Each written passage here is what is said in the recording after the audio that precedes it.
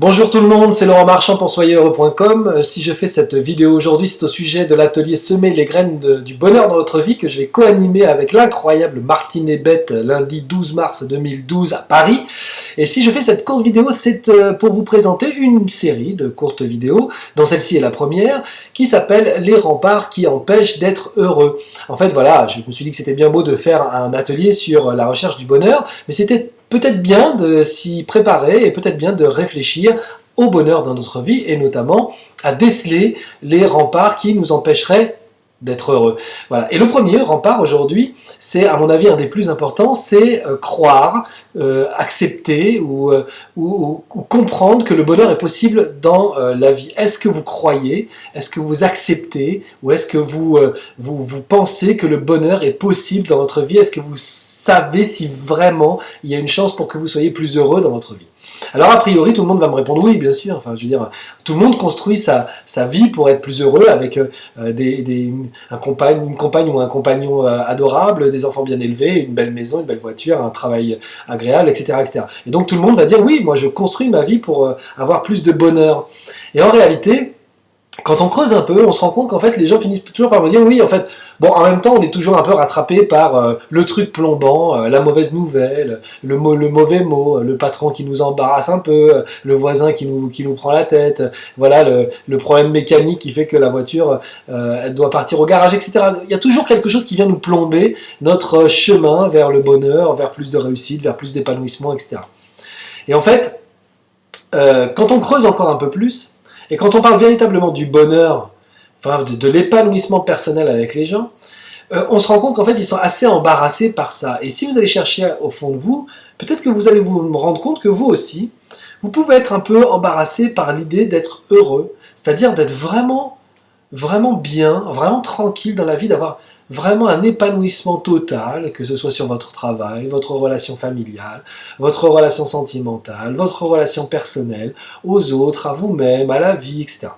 À partir du moment où vous vous mettez dans cet état, déjà il y a des petites choses qui commencent à coincer, et notamment une barrière qui se dresse devant vous, qui est liée à la pensée collective, c'est que celui qui est heureux, celui qui est épanoui et béat, c'est un imbécile. On est toujours freiné par cette première barrière de la pensée collective qui dit « si je suis heureux, je suis un imbécile ». D'ailleurs, on appelle ça l'imbécile heureux.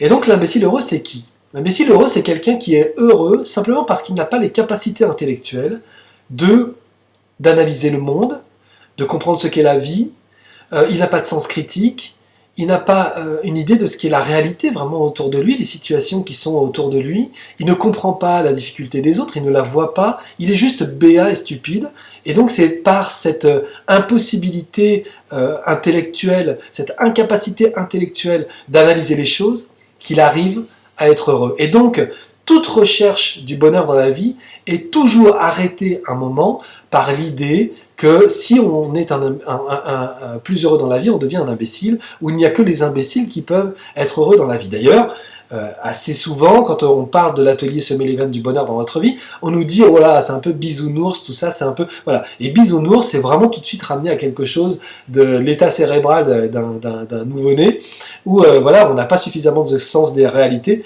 pour pouvoir voilà, pour que ce soit sérieux, quoi. Donc voilà, ça c'est la première barrière, c'est la pensée collective. La deuxième barrière, c'est l'éducation. Faites l'expérience d'aller chez des amis qui ont des enfants, regardez les enfants s'amuser, jouer, être heureux ensemble, rigoler spontanément, etc. Et vous verrez qu'il y a toujours un moment où les parents sont agacés par le bonheur de leurs enfants. Pourquoi? Parce que l'éducation qu'on a reçue n'a pas été faite par des gens qui ont fait la démarche de vouloir être heureux dans leur vie. Si vous avez des parents qui ont voulu être heureux dans leur vie et qui ont vraiment fait la démarche de travailler sur eux-mêmes pour être heureux dans leur vie, alors vous avez une chance absolument colossale. Il se trouve que beaucoup de gens n'ont pas eu cette chance-là. Et moi, je parle de mon éducation, mais je parle de l'éducation de mes amis ou l'éducation aussi des enfants que je vois autour de mes propres enfants. Et je vois les parents qui sont toujours agacés par le moment où les enfants vont être plus heureux, plus épanouis qu'eux. Pourquoi? Parce que on considère que l'éducation qu'un parent doit apporter à son enfant, c'est pour qu'il soit au moins aussi intelligent que lui, au moins aussi heureux que lui, au moins aussi épanoui que lui, au moins aussi ceci ou cela que lui. Or, c'est une façon limitée de voir les choses parce que, en réalité, c'est tout l'inverse. Ce que les parents vont donner à leurs enfants, ce n'est pas le plafond de ce que les enfants vont recevoir, c'est le plancher de ce que les enfants vont recevoir. Les enfants nous marchent sur la tête, moi je dis à mes enfants, marchez-moi sur la tête, parce que je vous donne tout ce que j'ai, je ne sais pas, d'intelligence, d'enthousiasme ou de bêtises, ou de n'importe quoi. Et avec ça, vous devez récolter à droite à gauche l'intelligence des autres, la bêtise des autres, les expériences, des situations que moi j'ai pas vécues, rencontrer des gens que moi je n'ai pas rencontrés, vous allez entendre des mots que moi je n'ai pas entendus, et qui vont faire de vous des gens forcément plus intelligents, forcément plus épanouis, forcément plus, ou peut-être plus aigris que moi. En tout cas, ce que je vous donne est la base de ce sur quoi vous allez vous construire. Construisez-vous encore plus avec ce qu'il y a autour de vous pour être bien plus heureux et bien plus intelligent que moi. Je ne suis pas la référence, je ne suis pas l'étalon, je suis le plancher. Voilà. Et donc, les parents ont du mal avec cette idée-là parce qu'ils considèrent vraiment qu'à partir du moment où les enfants commencent à marcher sur le plancher de ce qu'ils ont donné, en fait, ils ont le sentiment qu'en fait, ils n'ont pas fait leur travail, ou en tout cas pas suffisamment, et que les enfants les dépassent, ou les dépassant en termes de joie de vivre ou d'intelligence, ils vont tout de suite essayer de ramener les enfants à quelque chose à un niveau qui les concerne eux. Voilà. Donc ça, l'éducation, c'est vraiment quelque chose de limitant, et quand on essaye d'aller vers le bonheur, c'est toujours compliqué de se confronter au désir de tout le monde, de ne pas voir les autres trop évoluer au-dessus de nous. Voilà. Ça, l'éducation, c'est quelque chose qui a une vraie barrière. Et ensuite, la troisième barrière, c'est la culture judéo-chrétienne. Je veux dire, on est élevé dans une société où on est là pour en baver.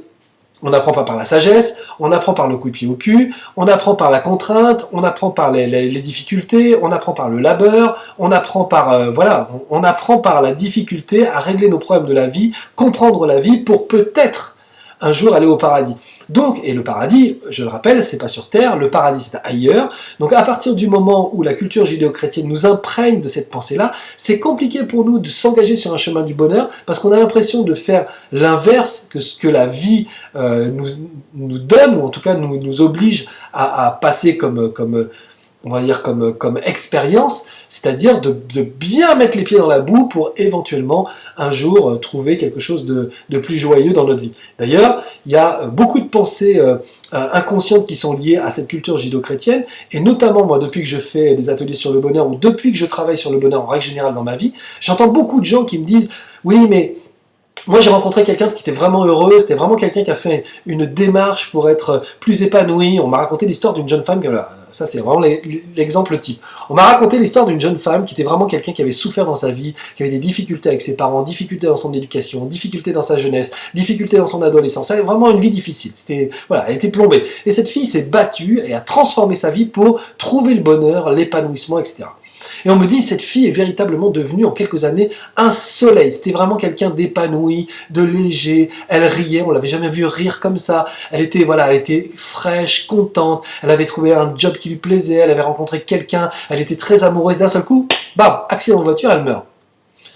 Bon, c'est assez dramatique. Bon, déjà, l'expérience de cette jeune femme est assez dramatique. Mais ce que je trouve vraiment le plus dramatique, c'est le raccourci qui est fait entre le fait qu'elle développe sa vie, qu'elle se transforme pour accéder au bonheur un jour dans sa vie, et que d'un seul coup elle meurt. Comme si, parce qu'elle avait trouvé l'épanouissement, on la rappelait au paradis en disant « Bon, ça y est, t'es heureuse, maintenant, hop, tu reviens au ciel et on va discuter un peu et tu vas te réincarner dans une autre vie qui sera encore laborieuse, où tu seras encore un petit peu plus épanoui parce que tu as fait des efforts dans la précédente, tu seras un petit peu plus épanoui et puis, à force de bien marcher dans la boue, là encore, tu finiras par trouver un petit peu plus d'épanouissement et je te ramènerai à moi. » En fait, pas du tout.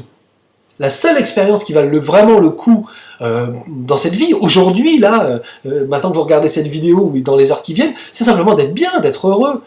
Donc, on n'est pas voué à vivre la difficulté sous prétexte que on est là pour en baver. Personne n'a décidé que vous étiez là pour en baver, pas plus vous que moi, que n'importe qui. Mais la culture judéo-chrétienne impose qu'effectivement on apprenne dans la difficulté et dans le labeur. Or, c'est pas vrai, on apprend des expériences, n'importe quelle expérience positive et négative est aussi un apprentissage, on n'est pas obligé de cumuler les expériences négatives et douloureuses pour avancer dans la vie. Donc, cette culture judéo-chrétienne est la troisième barrière qui nous empêche véritablement d'être heureux. Donc, aujourd'hui, maintenant qu'on vient de passer ces trois grandes barrières, essayez de vous demander, essayez de vous reposer la question, est-ce que vous voulez véritablement être heureux? Est-ce que vous n'êtes pas limité par la pensée collective de si tu es heureux, tu seras un imbécile heureux? Est-ce que vous n'êtes pas limité par l'éducation, les gens qui sont proches de vous et qui vous ont appris à être heureux mais pas trop, à être heureux au moins autant qu'eux? Est-ce que vous n'êtes pas limité par la culture judéo-chrétienne qui vous dit t'es ici pour en baver et si jamais tu arrives à ton épanouissement personnel, boum, je te ramène au ciel et tu iras directement au paradis. Tu veux le paradis? Le paradis c'est là-haut. Donc est-ce que vous n'êtes pas limité par ça? Il se trouve que 90% des gens sont limités par ça. Et si vous êtes limité par ça, mais que quand même vous voulez faire le travail de l'épanouissement dans votre vie, si vous voulez trouver le bonheur, si vous voulez avoir la capacité de vous réjouir de ce qui se passe autour de vous, c'est-à-dire voir les malheurs et les difficultés, mais voir aussi tout ce qui est bien, tout ce qui est agréable, tout ce à quoi vous avez droit pour être juste un petit peu plus libre, un petit peu plus léger, avoir des bonnes relations avec les gens qui sont des gens qui sont aptes à avoir des bonnes relations avec vous, attirer à vous des moments de plaisir, des moments plaisants, des moments agréables. Si vous voulez ça, alors je vous invite à participer à la journée de semer les graines du bonheur dans votre vie. Pourquoi? Parce que pendant toute une journée, donc de 10h à 13h et de 14h à 18h, vous allez acquérir les connaissances, c'est-à-dire des exercices et des outils qui vont vous aider tous les jours à vous remettre dans la voie d'une vie plaisante, confortable, agréable, d'une vie qui vous convient vraiment et qui développe vraiment le bonheur à l'intérieur de vous. Et ces exercices que vous allez appliquer dans les jours après, les semaines après, les années après, vont vous aider à rester sur cette voie et à pas vous être happé par une mauvaise pensée, happé par une moquerie, happé par un patron capricieux, happé par un voisin énervé, et vous allez toujours rester centré sur votre voie et la décision que vous aurez prise d'être plus heureux dans votre vie. Voilà, si ça vous intéresse, alors n'hésitez pas à vous inscrire avec un lien qui doit se trouver au-dessus ou en dessous de cette vidéo. N'hésitez pas à vous inscrire, rejoignez-nous et faites l'acquisition de tous ces outils qui vous aideront à trouver de manière facile, simple, dédramatiser le bonheur dans votre vie, à l'installer et à en faire l'expérience tous les jours, loin de la pensée collective qui dit que, loin de l'éducation qui veut que, et loin de la culture judéo-chrétienne qui impose que. Vous aurez simplement une vie agréable et épanouie, quelque chose qui sera vraiment bénéfique pour vous, si évidemment c'est ce que vous voulez. Voilà, je vous dis à lundi 12 mars 2012 à Paris. Si vous avez envie de participer à cet atelier, en tout cas moi je me ferai un plaisir de vous y accueillir. Je suis sûr que Martine aussi. Je vous souhaite une bonne journée, je vous dis à bientôt. Ciao.